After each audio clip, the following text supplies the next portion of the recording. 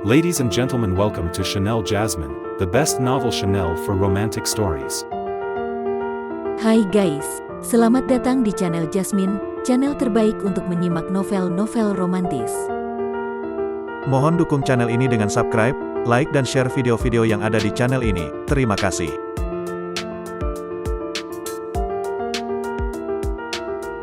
Kaisar Agung Seni Bela Diri, Bab 703. Guru yang Tulus. Ketika Luo Xiu mengeluarkan pecahan sari cahaya abadi, ia dengan hati-hati memperhatikan ekspresi Ji Xuankong. Meskipun Luo Xiu telah menerima Ji Xuankong sebagai gurunya, di lubuk hati ia tetap merasa waspada. Setelah melewati begitu banyak pengalaman, ia memahami bahwa orang yang paling bisa ia percaya sepenuhnya adalah dirinya sendiri. Jika ia hanya menunjukkan bakat yang sangat tinggi, Ji Xuankong mungkin hanya akan merasa kagum. Namun, jika ia mengungkapkan harta yang nilainya jauh melampaui imajinasi, ia tidak bisa memastikan apakah gurunya tidak akan tergoda. Dalam hal ini, Luo Xiu tidak berani mengambil risiko. Istana reinkarnasi dan manik kehidupan dan kematian adalah artefak yang berasal dari kehancuran siklus reinkarnasi kuno. Nilai dan maknanya sangat besar, bahkan melampaui artefak tingkat sumber. Namun, untuk pecahan sari cahaya abadi, Luo Xiu tidak terlalu peduli. Kehilangannya hanya berarti ia tidak bisa lagi menggunakan ruang cahaya abadi untuk berkultivasi. Tetapi, ia masih bisa menciptakan formasi penghalang waktu dengan hukum waktunya sendiri untuk mencapai hasil yang serupa. Ketika Luo Xiu memperhatikan Ji Xuankong, ia hanya melihat ekspresi kagum dan terkejut, tanpa sedikit pun tanda-tanda keserakahan atau niat jahat. "Anak muda, kau mengeluarkan benda ini, tidakkah kau takut aku akan merampasnya?" Ji Xuankong melirik Luo Xiu dengan senyum kecil. Dengan pengalaman hidup yang lebih dari 10 juta tahun, bagaimana mungkin ia tidak menyadari bahwa Luo Xiu sedang mengujinya. Melihat tatapan Ji Xuankong, Luo Xiu merasa sedikit canggung. Jelas, rencananya untuk menguji gurunya telah terbongkar. Pada akhirnya, ia masih terlalu muda. Berhati-hati saat berurusan dengan orang lain adalah hal yang benar.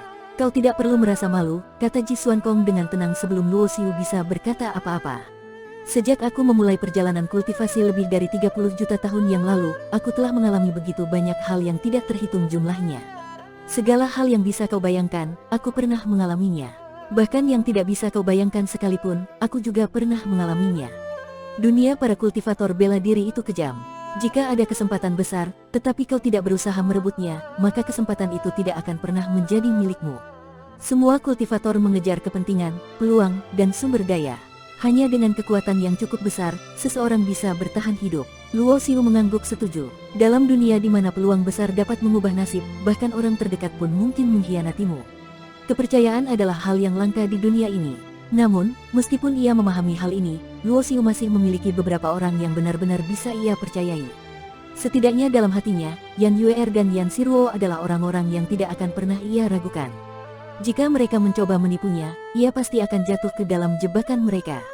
Namun, ia juga tahu bahwa hubungan emosional membutuhkan ketulusan. Jika rasa saling percaya juga dicampuri dengan pengkhianatan dan tipu daya, maka hidup ini tidak akan ada artinya. Ketika Luo Xiu memikirkan hal ini, Ji Xuankong tiba-tiba tersenyum dan berkata, "Tidak ada kepercayaan tanpa alasan di dunia ini. Aku tidak keberatan jika kau merasa waspada terhadapku. Lagi pula, kita belum lama saling mengenal, dan kepercayaan itu belum terbentuk. Aku menerima kau sebagai murid karena kita memiliki takdir. Dalam 80.000 tahun terakhir, kau adalah satu-satunya yang membuatku puas, bahkan kagum. Ketika aku menyerahkan kitab pil kepadamu, aku telah menjadi gurumu, dan kau adalah muridku. Tapi biarkan aku memberitahumu dengan jelas. Tidak peduli berapa banyak harta atau rahasia yang kau miliki, aku tidak akan pernah tergoda untuk merugikanmu. Bukan karena aku memiliki moral yang tinggi, tetapi karena kau adalah muridku." Kata-kata Ji Xuankong sederhana dan langsung, tetapi menyentuh hati Luo Xiu. Ia bisa merasakan ketulusan Ji Xuankong. Seperti yang dikatakan gurunya ketika menerima Luo Xiu sebagai murid, jika hati seseorang tidak tulus, mereka tidak bisa menjadi guru dan murid sejati. Saat itu, Ji Xuankong benar-benar tulus menerima Luo Xiu sebagai murid. Sebaliknya, Luo Xiu masih memiliki keraguan dan tujuan pribadi. "Aku adalah gurumu, dan kau adalah muridku." Kalimat sederhana ini adalah seperti janji yang kuat. Bahkan untuk perjalanan ke Gunung Tianyun kali ini, meskipun itu tidak akan mudah bagi Ji Xuankong menghadapi sekte besar seperti Tianyun, ia tetap memilih untuk turun gunung tanpa ragu, hanya karena Luo Xiu adalah muridnya. "Murid ini mengerti," kata Luo Xiu sambil membungkuk dengan tulus. Dalam hatinya, ia merasakan kehangatan yang jarang ia rasakan selama ini. Ji Xuankong tersenyum puas. Ia merasa senang melihat Luo Xiu memahami niatnya.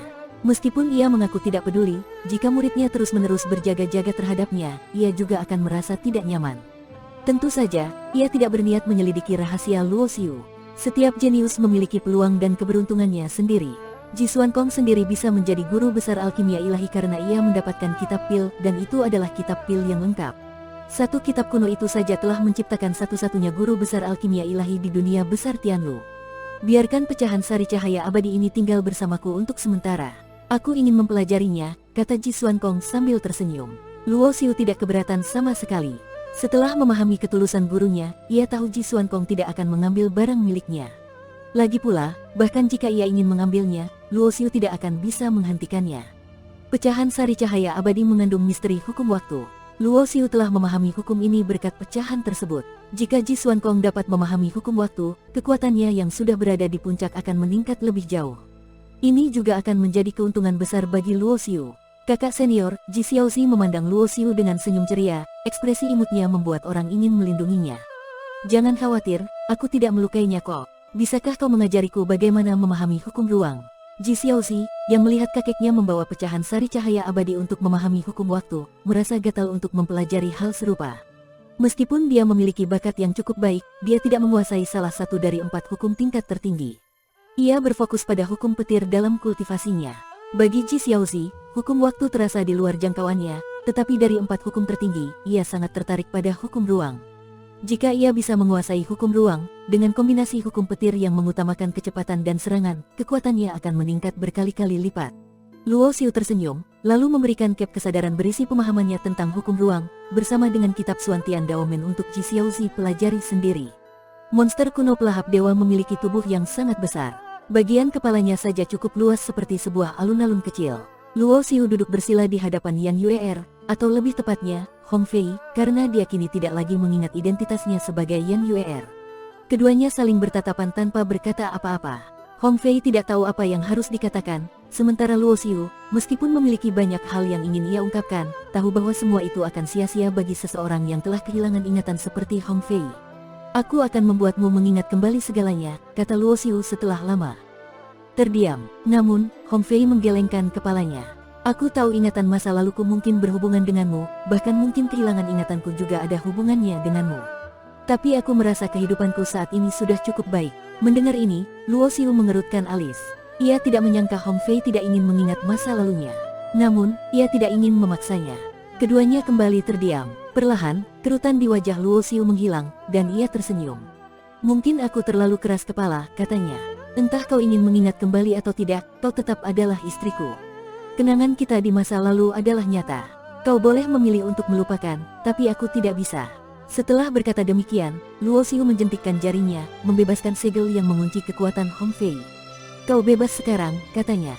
Apakah aku boleh pergi? Hong Fei berdiri, memandang Luo Xiu dengan sedikit rasa heran. Tentu saja, jawab Luo Xiu, menahan dorongan untuk menghentikannya. Ia tahu bahwa Yan Yue'er adalah wanita yang keras kepala dan tidak suka dikekang. Hong Fei menatap Luo Xiu lama sekali sebelum akhirnya berbalik. Ia berubah menjadi cahaya merah api dan menghilang di cakrawala.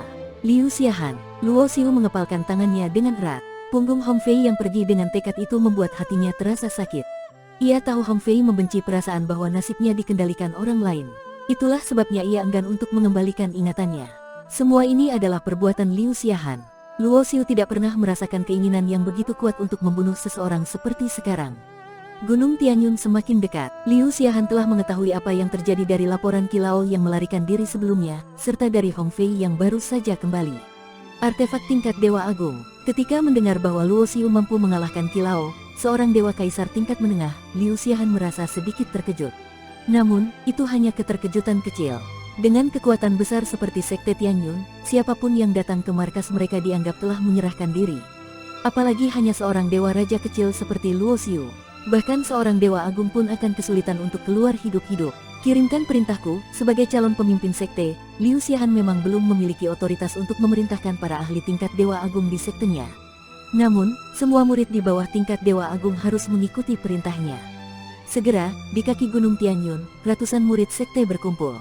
Murid-murid ini memiliki kekuatan paling rendah di tingkat Dewa Raja, dengan lebih dari 10 orang di tingkat Dewa Kaisar. Sebuah kereta besar yang ditarik oleh 3 burung phoenix melayang di udara. Di bawah kanopi merah yang mewah, Liu Xiahan berbaring di tempat duduk emas ungu.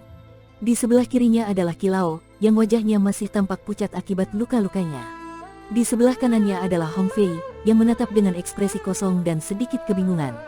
Karena pecahan sari cahaya abadi, Liu Xiahan tidak memberitahukan masalah Luo Xiu kepada Paviliun Tianlu. Ia berencana untuk mengambil pecahan itu terlebih dahulu. Setelah itu, ia akan menyerahkan Luo Xiu ke Paviliun Tianlu sebagai tanda ketulusannya, tanpa perlu mengorbankan sekte untuk menjalin kerjasama. Mata Liu Xiahan menyipit sedikit saat ia melihat sebuah titik hitam muncul di cakrawala, mendekat dengan kecepatan luar biasa. Roar, raungan mengguncang bumi terdengar. Monster kuno pelahap dewa yang besar dan menakutkan melayang di langit. Luo Xiu, mengenakan jubah hitam, berdiri dengan tangan di belakang punggungnya, tampak angkuh dan tak tergoyahkan. Bersambung.